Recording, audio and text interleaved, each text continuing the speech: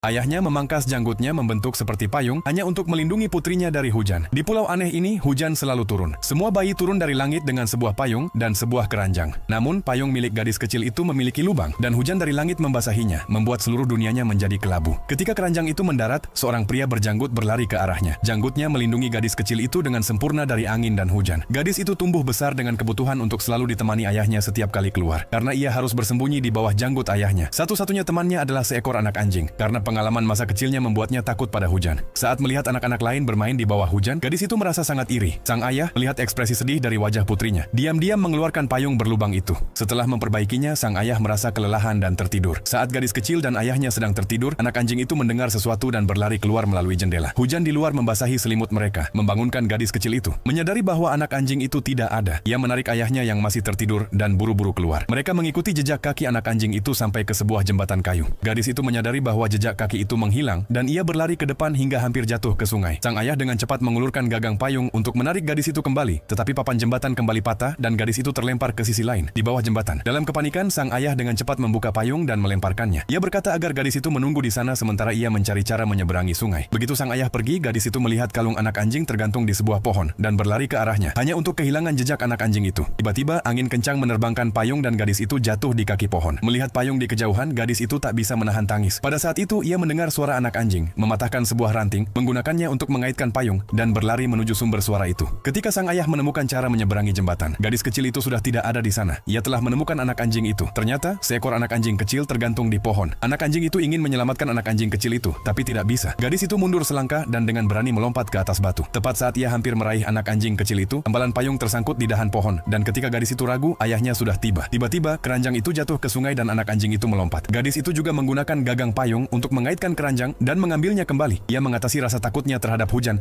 dan sang ayah tersenyum lega.